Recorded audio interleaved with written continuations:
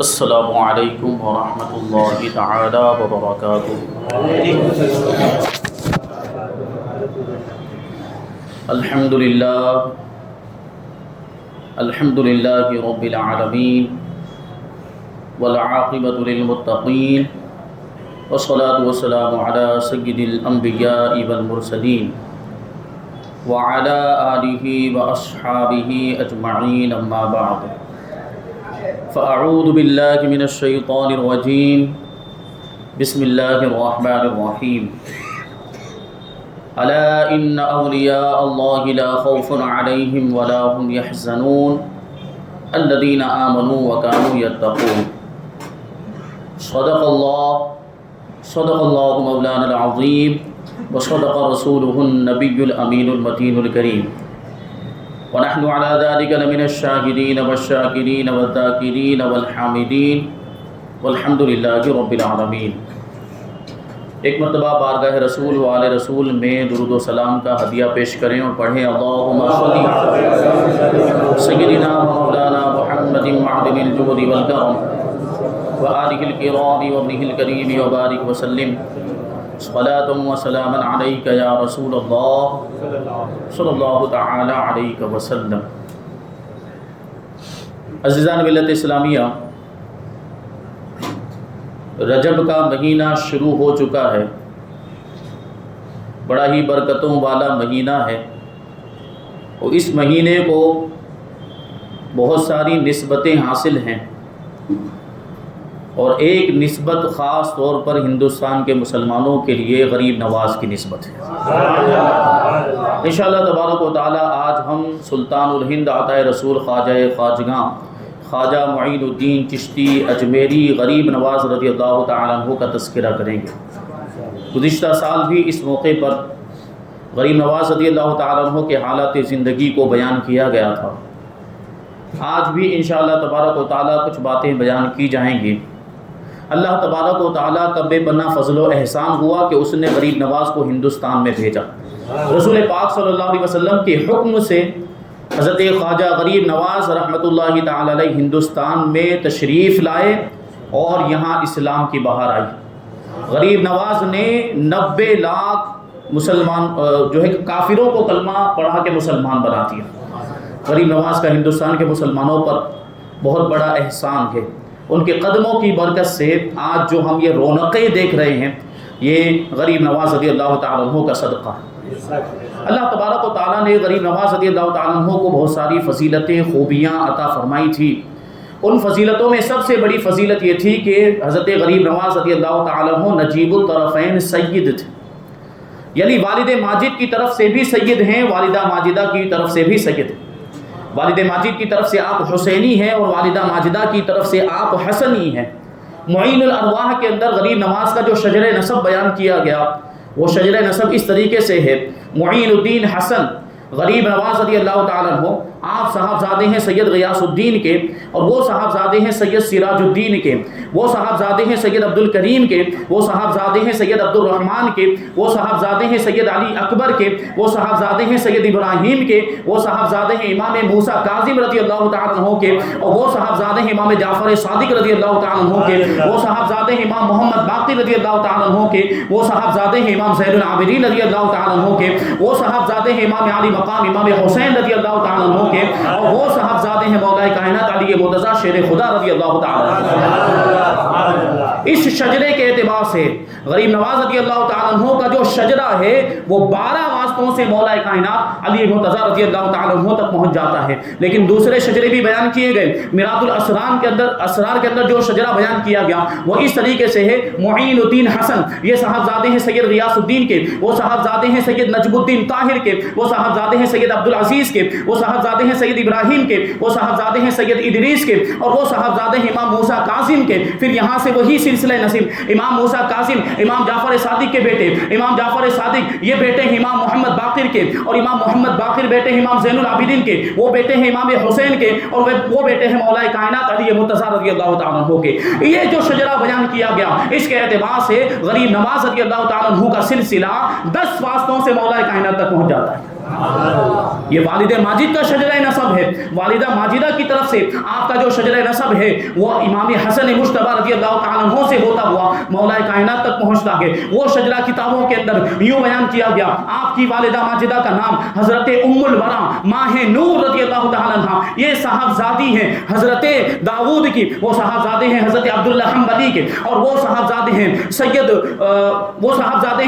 مورس کے، وہ صاحبزادے ہیں سید زاہد کے، وہ صاحبزادے ہیں سید مورس کے، وہ صاحبزادے ہیں سید داؤد کے، وہ صاحبزادے ہیں حضرت موسیٰ جون کے، وہ صاحبزادے ہیں حضرت عبداللہ محض کے، وہ صاحبزادے ہیں امام حسن مصنع کے، اور وہ صاحبزادے ہیں امام حسن مجتبی رضی اللہ تعالیٰ عنہ کے، اور وہ صاحبزادے ہیں مولا کائنات علی مرتضیٰ رضی اللہ تعالیٰ عنہ. اس اعتبار سے دیکھیں والدہ ماجدہ کی طرف سے غریب نواز رضی اللہ تعالیٰ عنہ کا جو شجرہ نسب ہے وہ 9 واسطوں سے مولا کائنات تک پہنچتا ہے.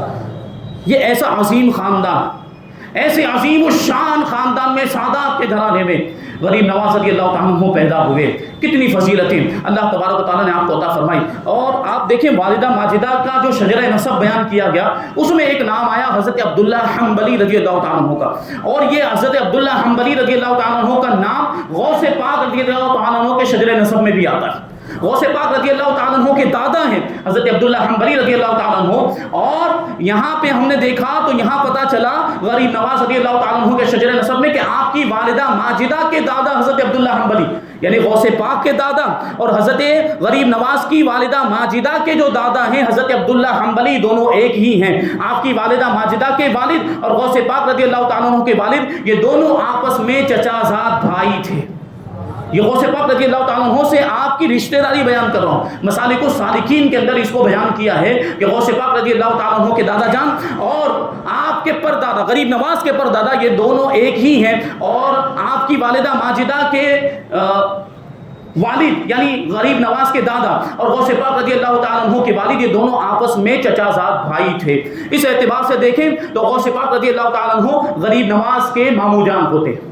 یہ ددیحالی رشتہ ہے. اور ننیحال کے رشتے کے اعتبار سے دیکھیں تو غریب نواز رضی اللہ تعالیٰ عنہ کی جو والدہ ماجدہ ہیں وہ غوث پاک رضی اللہ تعالیٰ عنہ کی خالہ ہوتی ہیں. اس اعتبار سے دونوں خالہ زاد بھائی بھی ہوتے ہیں. یہ مختلف رشتے جو ہے کہ بیان کیے گئے. بہرحال یہ رشتہ نکلتا ہے. غریب نواز رضی اللہ تعالیٰ عنہ کے غوث پاک رضی اللہ تعالیٰ عنہ کے ساتھ تعلقات تھے.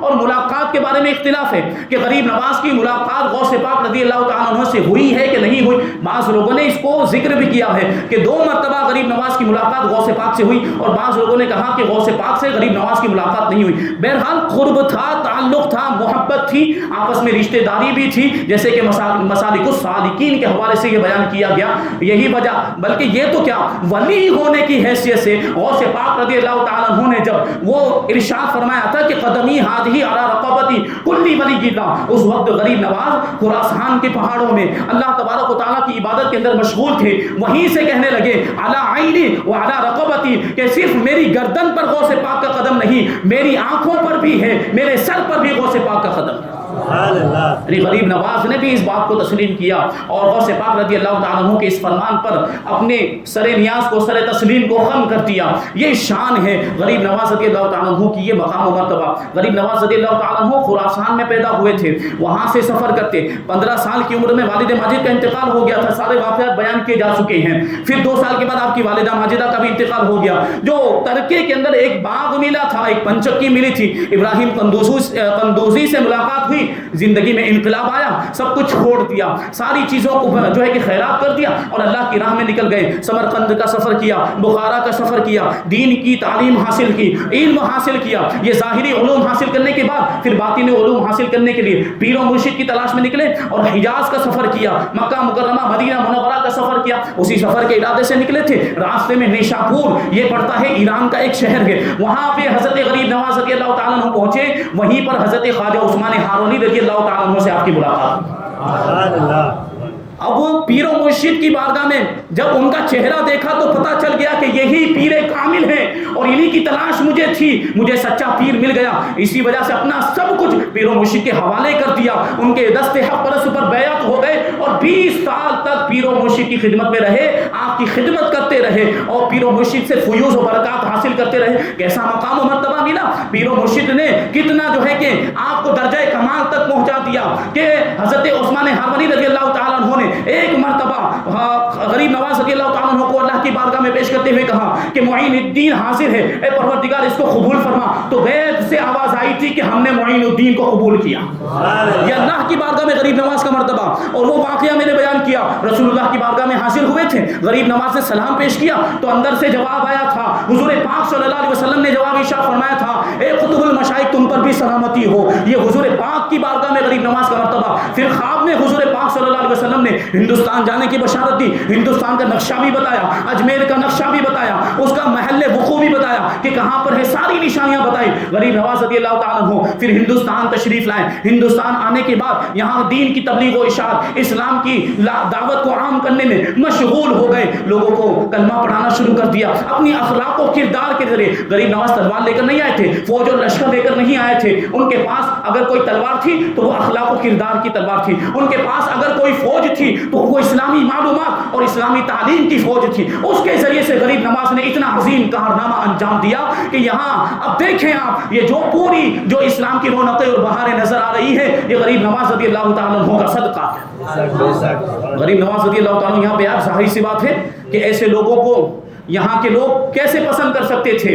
وہ پرتھوی راج چوہان کے واقعات آپ نے سنے ہوں گے، جو کہ جے پال کے واقعات، وہ واقعات بار بار آپ نے سن چکے ہیں، اس لیے ان کو دہرایا نہیں جائے گا۔ غریب نواز رضی اللہ تعالیٰ عنہ نے یہاں جب اسلام کی ترویج و اشاعت کا کام شروع کیا تو طرح طرح سے آپ کو پریشان کیا گیا، آپ کو روکنے کی کوششیں کی گئی اور آپ کو پریشان کرنے اور آپ کو ستانے کی کوششیں کی گئی۔ ایک مرتبہ غریب نواز رضی اللہ تعالیٰ عنہ نے اجمیر شریف کے اندر مسجد بنانے کا ارادہ کیا۔ مسلمانوں کی تعداد جب زیادہ ہو گئی تو ایک مسجد کی ضرورت پیش آئی کہ مسجد ہونی چاہیے تاکہ مسلمان آسانی کے ساتھ اس میں عبادت کر سکے، کیونکہ اس سے پہلے مسلمانوں کی تعداد اتنی نہیں تھی۔ غریب نواز سے پہلے بھی اولیاء کرام ہندوستان میں آئے اور بادشاہ بھی، یہ محمود غزنوی جو ہے یہ غریب نواز سے پہلے کے ہیں، وہ بادشاہ بھی آئے، مسلمان تھے لیکن بہت ہی کم تعداد میں تھے، تو اس وجہ سے مسجدیں باقاعدہ نہیں بنتی تھی۔ لیکن غریب نواز رضی اللہ تعالیٰ عنہ نے ضرورت محسوس کی کہ اجمیر شریف کے اندر بھی ایک مسجد ہونی چاہیے تاکہ مسلمان اطمینان کے ساتھ، سکون کے ساتھ اس میں نمازیں ادا کر سکے، عبادتیں کر سکے۔ غریب نواز رضی اللہ تعالیٰ عنہ نے اپنے مریدین کو مسجد بنانے کا حکم دیا۔ اب لیکن چونکہ بادشاہ کی طرف سے خوف اور خطرہ ہر وقت لگا رہتا تھا، لیکن اللہ والے کسی سے ڈرتے نہیں، ان کے دل میں خدا کا خوف ہوتا ہے، دنیا والوں کا خوف نہیں ہوا کرتا۔ غریب نواز رضی اللہ تعالیٰ عنہ نے اپنے مریدین کو حکم دیا، لیکن بہرحال کوئی رکاوٹ نہ آئے، اس لیے مریدین کیا کرتے تھے کہ رات میں مسجد تعمیر کیا کرتے تھے۔ رات میں، کیونکہ اس زمانے میں تو یہ الیکٹرانک بجلی وغیرہ نہیں ہوا، الیکٹرک نہیں ہوا کرتی تھی، یہ بجلی اور اس طرح روشنی کا انتظام نہیں ہوتا، چراغ جلایا کرتے تھے اس زمانے میں، تو چراغ روشن کر کے چراغوں میں تیل ڈال کر پوری رات بھر وہ جو آپ کے مریدین تھے وہ مسجد تعمیر کیا کرتے، اور دن میں وہ تعمیر کا کام موقوف کر دیتے تھے، بند کر دیتے کہ رات کے وقت میں اگر ہم مسجد تعمیر کریں گے تو جو بادشاہ تو تھا پرتھوی راج چوہان، راجا جو تھا، اس کے کارندوں کو پتہ نہ چل پائے، اس لیے رات میں تعمیر کرتے تھے اور دن میں تعمیر کا کام بند کر دیتے تھے۔ لیکن بہرحال ظاہر سی بات ہے یہ بات پتہ تو چلنی تھی، آخرکار یہ آؤٹ ہو گئی یہ خبر، اور لوگوں سے ہوتی ہوئی یہ بات جو ہے کہ بادشاہ کے اراکین تک، اس کے وزیروں تک پہنچ گئی، اور بادشاہ راجا تک بھی یہ بات پہنچ گئی۔ اب راجا کیسے گوارا کر سکتا تھا، ہندو راجا غیر مسلم، اس نے کہا کہ اس مسجد پر روک تھام لگانی ہوگی،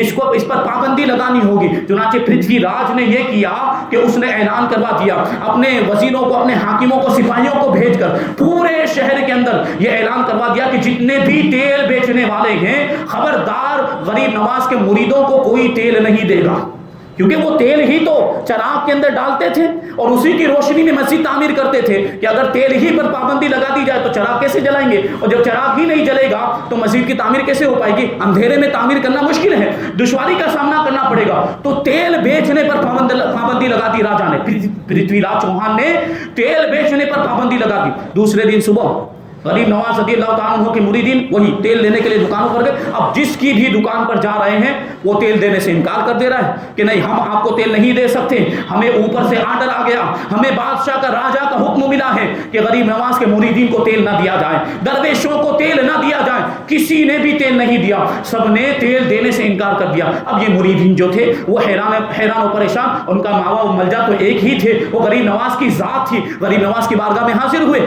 آنے کے بعد پورا ماجرا پورا واقعہ بیان کیا، ایسا ایسا ہوا، تیل لینے کے لیے گئے لیکن کسی نے بھی تیل نہیں دیا، سب نے تیل دینے سے انکار کر دیا۔ اب غریب نواز رضی اللہ تعالیٰ عنہ تسلی دیتے ہوئے ارشاد فرماتے ہیں کہ پریشان ہونے کی ضرورت نہیں ہے، فکر کرنے کی ضرورت نہیں ہے، انشاءاللہ تیل کا بندوبست بھی ہو جائے گا، تیل کا انتظام بھی ہو جائے گا۔ اب یہ پورا دن گزرا، مریدین اب بھی پریشان کہ انتظام، یقین تو ہے کہ ہمارے پیر و مرشد نے ارشاد فرمایا تو انتظام ہو جائے گا، لیکن رات ہونے والی ہے، اندھیرا ہونے والا ہے، ابھی تک انتظام نہیں ہوا۔ جب عشاء کا وقت آیا، غریب نواز رضی اللہ تعالیٰ عنہ نے اپنے مرید خاص حضرت خواجہ قطب الدین بختیار کاکی رحمۃ اللہ تعالیٰ علیہ کو بلایا، ارشاد فرمایا کہ وضو کا پانی لاؤ۔ حضرت قطب الدین بختیار کاکی وضو کا پانی لے کر آئے، غریب نواز رضی اللہ تعالیٰ عنہ نے وضو کرنا شروع کیا۔ قطب الدین بختیار کاکی جو انداز سے واقف تھے، غریب نواز کی عادتوں کو جانتے تھے، حضرت قطب الدین بختیار کاکی نے کیا کیا، ایک لوہے کا برتن، بڑا سا برتن لیا اور اس کو نیچے رکھ دیا۔ غریب نواز رضی اللہ تعالیٰ عنہ جو وضو فرما رہے تھے تو وضو کا پانی وہ گر کر اس برتن کے اندر جمع ہو گیا۔ اب وضو کرنے کے بعد غریب نواز رضی اللہ تعالیٰ عنہ ارشاد فرماتے اپنے مریدین سے، کہاں ہیں وہ چراغ کے بارے میں، تیل کے بارے میں پوچھنے والے مریدین، وہ چراغ لے کر حاضر ہو جائیں۔ تو یہ سارے مریدین اپنے اپنے چراغ کو لے کر غریب نواز کی بارگاہ میں حاضر ہوئے۔ وہ جو پانی وضو کا بچا ہوا پانی جو جمع ہوا تھا، غریب نواز رضی اللہ تعالیٰ عنہ نے تھوڑا تھوڑا پانی سارے چراغوں کے اندر ڈال دیا اور ارشاد فرمایا یہ لے جاؤ، یہ اگرچہ دیکھنے میں پانی ہے لیکن یہ تیل کا کام دے گا، اس میں اب کسی تیل کے ڈالنے کی ضرورت نہیں ہے۔ مریدین کی عقیدت بھی دیکھیں، مریدوں کا یقین بھی دیکھیں، دیکھ رہے ہیں کہ پانی ڈالا ہے، پانی سے کبھی چراغ جلایا نہیں جاتا، پانی سے چراغ کبھی روشن نہیں ہوتا، لیکن وہ جانتے تھے کہ ہمارے پیر جو ہیں وہ کامل پیر ہیں، صاحب کرامت پیر ہیں، اللہ کے ولی ہیں، انہوں نے ارشاد فرمایا تو ضرور چراغ روشن ہوں گے۔ وہ چراغ لے کر گئے اور آگ سے جب چراغ کو روشن کیا تو ایسی روشنی ہوئی ہے کہ تیل سے بھی ویسی روشنی نہیں ہوتی۔ یہ غریب نواز رضی اللہ تعالیٰ عنہ کی کرامتیں، اللہ تبارک و تعالیٰ نے ایسا مقام و مرتبہ عطا فرمایا تھا۔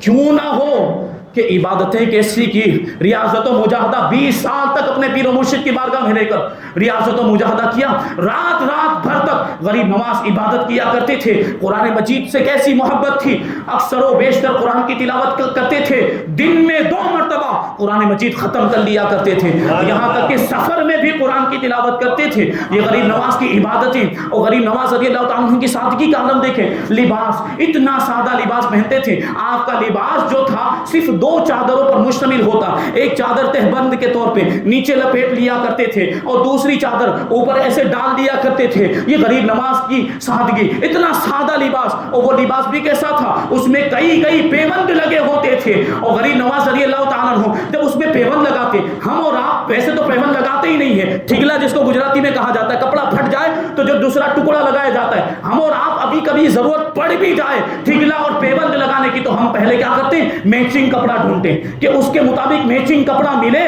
اور اس کے جیسا بالکل دھاگا ملے، تاکہ دکھنے میں محسوس نہ ہو کہ یہ پیوند لگایا گیا ہے یا یہ ٹھگلا لگایا گیا۔ ہم میچنگ کپڑا ڈھونڈتے ہیں، لیکن یہ اللہ والے ہوتے ہیں، دنیا داری سے ان کو کوئی مطلب ہی نہیں ہوتا۔ غریب نواز رضی اللہ تعالیٰ عنہ کی چادر مبارک میں، لباس میں پیوند لگے ہوئے تھے، اور کبھی اس کا خیال نہیں کیا کہ کون سے رنگ کا پیوند لگا ہوا ہے، کوئی بھی کپڑا مل جاتا تھا اس کا پیوند لگا لیتے تھے، کسی بھی رنگ کا پیوند لگا لیتے تھے۔ یہ سادگی کا عالم، اور اللہ والوں کو کھانے پینے کا بھی ہوش نہیں ہوتا، اللہ کے مراقبات میں، انوار و تجلیات میں ایسے کھو جاتے تھے کہ نہ کھانے کی فکر ہوتی نہ کچھ پینے کا ہوش ہوتا تھا۔ غریب نواز رضی اللہ تعالیٰ عنہ بھی جو ہے اکثر و بیشتر کھانا نہیں تناول فرماتے، 7 دن تک جو فاقے سے گزرتے تھے، اور 7 دن کے بعد کبھی کبھی کچھ کھا لیا کرتے تھے۔ روایتوں میں آئے کہ 2-2.5 تولہ وزن کے مطابق آٹے کی روٹی بنا کر کھاتے تھے۔ 2-2.5 تولہ کتنا ہوتا ہے، یہ 25-30 گرام ہوتا ہے، اتنے آٹے کی روٹی کھاتے تھے۔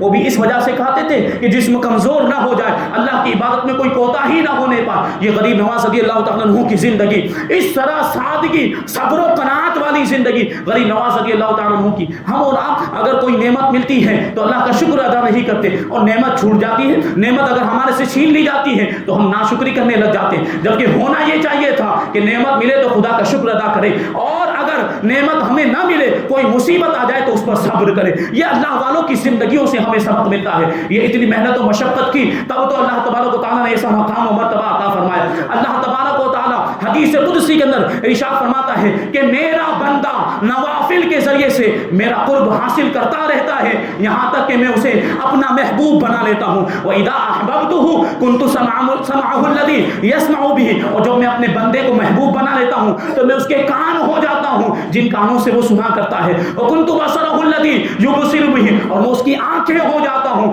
جن سے وہ دیکھا کرتا ہے. وَكُنْتُ يَدَهُ الَّذِي يَبْطِشُ بِهَا, اور میں اس کے ہاتھ ہو جاتا ہوں جن سے وہ پکڑا کرتا ہے. وَكُنْتُ رِجْلَهُ الَّذِي يَمْشِي بِهَا, اور میں اس کے پاؤں ہو جاتا ہوں جن سے وہ چلا کرتا ہے. اور جب میرا ایسا بندہ مجھ سے کوئی سوال کرتا ہے, کوئی چیز مانگتا ہے, تو میں ضرور اسے دے دیا کرتا ہوں, اور جب ایسا بندہ میری پناہ مانگتا ہے تو میں اسے ضرور پناہ دے دیا کرتا ہوں.